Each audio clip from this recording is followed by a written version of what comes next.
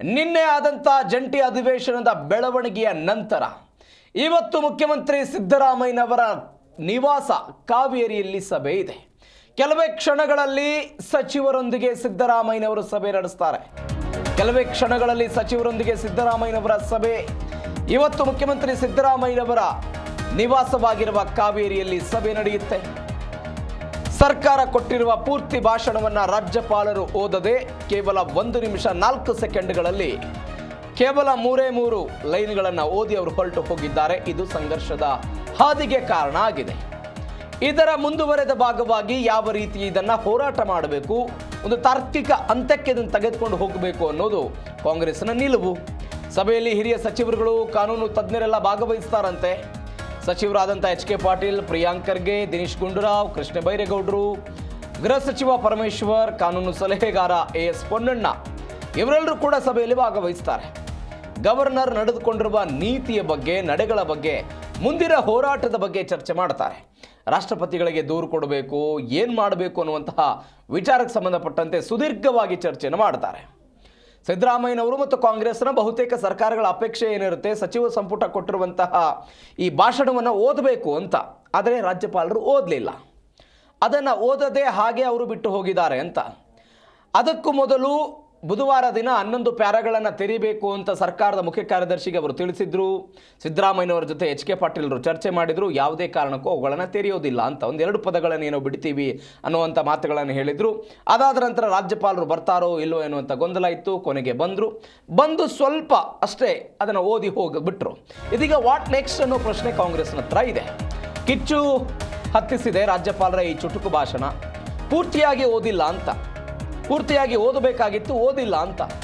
Governor go back ಅಭಿಯಾನಕ್ಕೆ ಸರ್ಕಾರ ಇದೀಗ ಸಜ್ಜಾಗಿದೆ. ಇದೊಂದು ಆಪ್ಷನ್ ಇದೆ, ವಾಪಸ್ ಕರೆಸ್ಕೊಂಡ್ಬಿಡಿ ಗವರ್ನರ್ ಅಂತ ಕೇಂದ್ರ ಸರ್ಕಾರಕ್ಕೆ ಒತ್ತಾಯ ಮಾಡೋದು. ಮತ್ತು ಇದರ ಜೊತೆಗೆ ಇವತ್ತು ಸದನದಲ್ಲಿ ಖಂಡನಾ ನಿರ್ಣಯಕ್ಕೂ ಕೂಡ ಪ್ಲಾನ್ ಮಾಡಿದ್ದಾರೆ. ಶಾಸಕ ಎಸ್ ಪೊನ್ನಣ್ಣ ಅವರು ಪ್ರಸ್ತಾವನೆಯನ್ನು ಮಂಡನೆ ಮಾಡ್ತಾರೆ. ಅದಕ್ಕೆ ಪ್ರದೀಪ್ ಈಶ್ವರ್ ಅನುಮೋದನೆ ಕೊಡ್ತಾರಂತೆ. ಇನ್ನೇ ವಿಧಾನಸಭೆಯಲ್ಲಿ ರಾಜ್ಯಪಾಲರ ಭಾಷಣದ ಆಯ್ತಲ್ವಾ, ಭಾಷಣದ ಮೇಲೆ ವಂದನಾ ನಿರ್ಣಯ ಆಗಬೇಕು. ಆ ವಂದನಾ ನಿರ್ಣಯದ ಬಗ್ಗೆ ಪ್ರಸ್ತಾಪ ಹಾಗೂ ಚರ್ಚೆ ಆಗುತ್ತಂತೆ. ಇವೆಲ್ಲ ಬೆಳವಣಿಗೆಗಳು ಇವತ್ತಾಗೋದಿದೆ. ಎಲ್ಲದರ ಬಗ್ಗೆ ಹೆಚ್ಚಿನ ಡೀಟೇಲ್ಸ್ ಕೊಡ್ತಾರೆ ನಮ್ಮ ಪ್ರತಿನಿಧಿ ರಾಚಪ್ಪ ಸುತ್ತೂರು. ಫೋನ್ ಸಂಪರ್ಕದಲ್ಲಿದ್ದಾರೆ. ರಾಚಪ್ಪ, ಸಿದ್ದರಾಮಯ್ಯನವರ ನಿವಾಸದಲ್ಲಿ ಕೆಲವೇ ಕ್ಷಣಗಳಲ್ಲಿ ಸಚಿವರೊಂದಿಗೆ ಸಭೆ ಅಂತೆ, ಏನು ಚರ್ಚೆ ಆಗೋ ನಿರೀಕ್ಷೆ?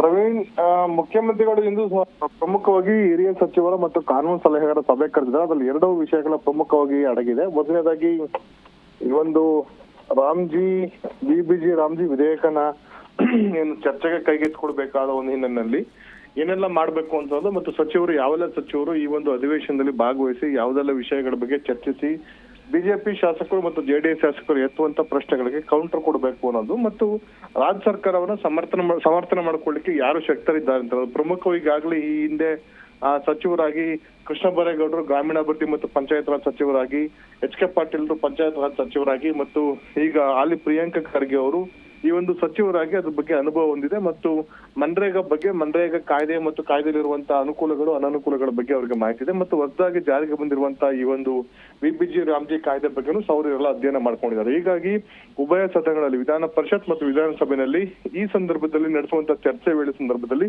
ಈ ಎಲ್ಲಾ ಪ್ರಮುಖ ನಾಯಕರು ಮಸ್ಟ್ ಅಂಡ್ ಶುಡ್ ಆಗಿ ಎಲ್ಲೂ ಸಹ ಕೆರಳದೆ ಈ ಒಂದು ಚರ್ಚೆ ವೇಳೆಯಲ್ಲಿ ಭಾಗವಹಿಸಿ ಬಿಜೆಪಿ ಮತ್ತು ಜೆಡಿಎಸ್ ಶಾಸಕರು ಎತ್ತುವಂತ ಪ್ರಶ್ನೆಗಳಿಗೆ ಸಮರ್ಥವಾಗಿ ಉತ್ತರ ಕೊಡಬೇಕು ಮತ್ತು ಕೌಂಟರ್ ಕೊಡಬೇಕು. ಯಾವುದೇ ಕಾರಣಕ್ಕೂ ಈ ಒಂದು ವಿಬಿಜಿ ರಾಮ್ಜಿ ಬಿಲ್ ಅನ್ನ ಅವರು ಸಮರ್ಥನೆ ಮಾಡ್ಕೊಳ್ಳಿಕ್ಕೆ ಅವಕಾಶ ಆಗ್ಬಾರ್ದು. ಮತ್ತು ಮಾಧ್ಯಮಗಳಿಗಿರ್ಬೋದು ಅಥವಾ ಹೊರಗಡೆನೂ ಸಹ ಈ ಒಂದು ವಿಷಯದಲ್ಲಿ ನೀವು ಅಷ್ಟೇ ಮಾತ್ರ, ಕೆಲವೇ ಜನಗಳು ಮಾತ್ರ ಇದ್ರ ಬಗ್ಗೆ ಸ್ಪಷ್ಟೀಕರಣ ಕೊಡುವಂತದ್ದಿರ್ಬೋದು, ಹೇಳಿಕೆಯನ್ನು ಕೊಡುವಂತದ್ದಿರ್ಬೋದು ಅಂತ ಮಾಡಬೇಕು ಅಂತ ಅನ್ನೋದನ್ನ ಮುಖ್ಯಮಂತ್ರಿಗಳು ಈ ಒಂದು ಸಭೆಯಲ್ಲಿ ಚರ್ಚಿಸಿ ಸೂಚಿಸುವಂತ ಸಾಧ್ಯತೆ ಇದೆ.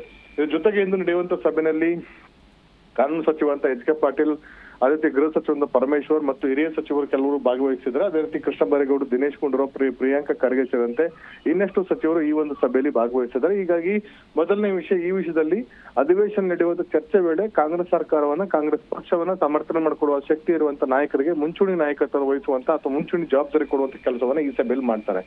2ನೇ ವಿಷಯ, ರಾಜ್ಯಪಾಲರ ಭಾಷಣ ವಂದನಾ ನಿರ್ಣಯವನ್ನ ಇಂದು ಸದನದಲ್ಲಿ ಮಂಡಿಸ್ತಾ ಇದ್ದಾರೆ. ಅದರಲ್ಲಿ ಎ.ಎಸ್. ಪೊನ್ನಣ್ಣ ಮುಖ್ಯಮಂತ್ರಿಗಳ ಕಾನೂನು ಸಲಹೆಗಾರರು ಅದನ್ನ ಪ್ರಸ್ತಾವನೆ ಮಂಡಿಸ್ತಾರೆ. ಅದಾದ ನಂತರ ಪ್ರದೀಪ್ ಈಶ್ವರ್ ಈ ಒಂದು ಪ್ರಸ್ತಾವನೆಗೆ ಅನುಮೋದನೆ ನೀಡ್ತಾರೆ.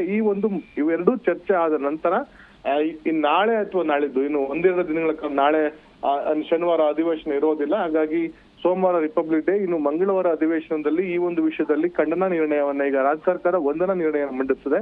ಅದಾದ ನಂತರ ಅವರು ಖಂಡನಾ ನಿರ್ಣಯನ ಪ್ರಸ್ತಾವನೆಯನ್ನ ಮಂಡಿಸಿ ಅದನ್ನ ರಾಜ್ಯಪಾಲರು ಕಳಿಸ್ಬೇಕು ಮತ್ತು ಕೇಂದ್ರ ಸರ್ಕಾರ ಕಳಿಸುವ ಮೂಲಕ ಈ ಒಂದು ರಾಜ್ಯಪಾಲರ ನಡೆಯನ್ನ ಖಂಡಿಸಬೇಕು ಅಂತ ಚರ್ಚೆಯನ್ನ ಮಾಡ್ತಿದ್ದಾರೆ. ಇನ್ನು ಮೂರನೇ ವಿಷಯ ಅಂತಂದ್ರೆ ರಾಜ್ಯಪಾಲರ ಏನು ನಡೆ ಏನಿದೆ ಅದು ರಾಜ್ಯ ಸರ್ಕಾರ ಅಥವಾ ಸಚಿವ ಸಂಪುಟ ಸಿದ್ಧಪಡಿಸಿ ಕೊಟ್ಟಂತ ಭಾಷಣವನ್ನ ಓದುವಂತದ್ದು ಅವಶ್ಯಕತೆ ಇತ್ತು. ಆದ್ರೆ ರಾಜ್ಯಪಾಲರು ಕೇವಲ ಮೊದಲ ಪುಟ ಮತ್ತು ಕೊನೆಯ ಪುಟವನ್ನ ಓದಿ ತೆರಳಿರುವ ಕಾರಣಕ್ಕೋಸ್ಕರ ರಾಜ್ಯ ಸರ್ಕಾರಕ್ಕೆ ಅದೊಂದು ರೀತಿ ಒಂದು ರೀತಿ ಅಪಮಾನ ಆಗಿದೆ. ಹೀಗಾಗಿ ರಾಜ್ಯಪಾಲರ ನಡೆ ಏನಿದೆ ಅದು ಅಸಂವಿಧಾನಿಕ ಆಗಿ ಸಂವಿಧಾನಿಕವಾಗಿ ರಾಜ್ಯಪಾಲರು ತಮ್ಮ ಕರ್ತವ್ಯವನ್ನ ನಿಭಾಯಿಸಬೇಕಾಗತ್ತೆ ಅನ್ನೋದನ್ನ ನಿರ್ದೇಶನ ಕೋರಿ ಮತ್ತು ರಾಜ್ಯಪಾಲರನ್ನ ವಾಪಸ್ ಕಳ್ಸ್ಕೊಳ್ಳಿ ಅಂತ ಕೇಂದ್ರ ಸರ್ಕಾರಕ್ಕೆ ಮತ್ತು ರಾಷ್ಟ್ರಪತಿಗಳಿಗೆ ಮನವಿಯನ್ನ ಮಾಡುವಂತ ಚಿಂತನೆಯನ್ನು ಸಹ ಮಾಡ್ತಾ ಇದ್ದಾರೆ. ಹಾಗಾಗಿ ನಿನ್ನೆ ನಡೆದಂತ ಒಂದು ಏನು ಸಭೆ ಏನಿತ್ತು, ನಿನ್ನೆ ನಡೆದಂತ ಸಭೆಯಲ್ಲಿ ರಾಜ್ಯಪಾಲರು ನಡೆದುಕೊಂಡ ರೀತಿಯ ಬಗ್ಗೆ ಒಂದಷ್ಟು ಆಕ್ಷೇಪವನ್ನು ವ್ಯಕ್ತಪಡಿಸಿ ಕಾನೂನಾತ್ಮಕ ಹೋರಾಟವನ್ನು ಮಾಡಬಹುದಾ ಅಂತ ಬಗ್ಗೆನೂ ಸಹ ಚರ್ಚಿಸಲಿಕ್ಕೆ ಹಿರಿಯ ಕಾನೂನು ತಜ್ಞರನ್ನ ಮೊರೆಯನ್ನ ಹೋಗಿದ್ದಾರೆ ಮತ್ತು ಸುಪ್ರೀಂ ಕೋರ್ಟ್ ನ ಕೆಲವು ಹಿರಿಯ ನಾಯಕರುಗಳನ್ನು ಸಹ ಕಾನ್ಸ್ಟಿಟ್ಯೂಷನ್ ಎಕ್ಸ್ಪರ್ಟ್ ಗಳನ್ನು ಸಹ ಕನ್ಸಲ್ಟ್ ಮಾಡುವ ಅಥವಾ ಅವ್ರನ್ನ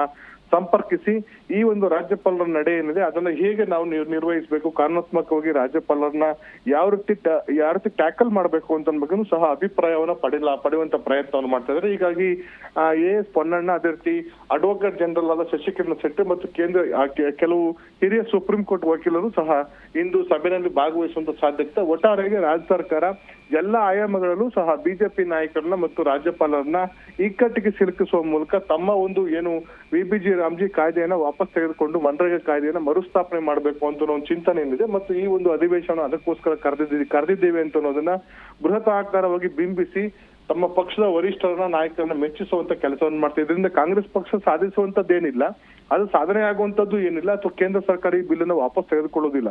ಇದು ಕೇವಲ ಕಾಟಾಚಾರದ ಅಥವಾ ಏನು ಪ್ರತಿಷ್ಠೆಯ ಕಣವಾಗಿ ಇಟ್ಕೊಂಡು ಇದನ್ನ ಹೋರಾಟವನ್ನ ಮಾಡ್ತಿದ್ರೆ ಆ ಮೂಲಕ ರಾಜ್ಯದ ಹಣವನ್ನ ದುರುಪಯೋಗ ಮಾಡ್ಕೊಂಡು ಈ ರೀತಿ ಅಧಿವೇಶನದಲ್ಲಿ ಕಲಾಪವನ್ನು ವ್ಯರ್ಥ ಪ್ರಲಾಪ ಮಾಡುವಂತ ಕೆಲಸವನ್ನು ರಾಜ್ಯ ಸರ್ಕಾರ ಮಾಡ್ತಾ ಇದೆ. ಹೀಗಾಗಿ ನಿಜಕ್ಕೂ ಇಂತಹ ಒಂದು ಪ್ರಯತ್ನವನ್ನ ಮಾಡುವಂತ ಅವಶ್ಯಕತೆ ಇತ್ತಂತ ಪ್ರಶ್ನೆಗಳು ಸಹ ಉದ್ಭವಿಸಿವೆ. ಒಟ್ಟಾರೆಯಾಗಿ ರಾಜ್ಯ ಸರ್ಕಾರ ಈ ಒಂದು ಮನ್ರೇಗಾ ಕಾಯ್ದೆಯನ್ನ ಏನು ರಿಪೀಲ್ ಮಾಡಬೇಕು ಅಥವಾ ವಾಪಸ್ ತರಬೇಕು ಅಂತ ಅನ್ನೋದು ಮತ್ತು VBG ರಾಮ್ಜಿ ಕಾಯ್ದೆಯನ್ನ ಯಾವುದೇ ಕಾರಣಕ್ಕೂ ಜಾರಿಗೆ ಕೊಡೋದಿಲ್ಲ ಅಂತ ಅನ್ನೋದನ್ನು ಸಹ ಈ ಮೂಲಕ ಸದನಕ್ಕೆ ಅಥವಾ ರಾಜ್ಯ ಕೇಂದ್ರ ಸರ್ಕಾರಕ್ಕೆ ತಿಳಿಸುವ ಪ್ರಯತ್ನವನ್ನು ಮಾಡ್ತಿದೆ. ಅದರ ಪ್ರಯತ್ನ ಭಾಗವಾಗಿ ಮುಖ್ಯಮಂತ್ರಿ ನಿವಾಸದಲ್ಲಿ ಸಭೆ ನಡೆಸುವಂತದ್ದು, ಅಧಿವೇಶನದಲ್ಲಿ ನಿರ್ಣಯ ಮಂಡಿಸುವಂತದ್ದು ಮತ್ತು ಇದಾದ ನಂತರ ರಾಜ್ಯಪಾಲರನ್ನ ಗೋಬ್ಯಾಕ್ ಗವರ್ನರ್ ಅಂತ ಅನ್ನೋ ಸಂಬಂಧಪಟ್ಟ ಕಾನೂನಾತ್ಮಕ ಹೋರಾಟ ಮಾಡ್ಲಿಕ್ಕೂ ಸಹ ಸರ್ಕಾರ ಚಿಂತನೆಯನ್ನ ನಡೆಸಿದೆ. Praveen. Okay, thank you Rachappa ನಿಮ್ಮೆಲ್ಲ ಡೀಟೇಲ್ಸ್ಗೆ.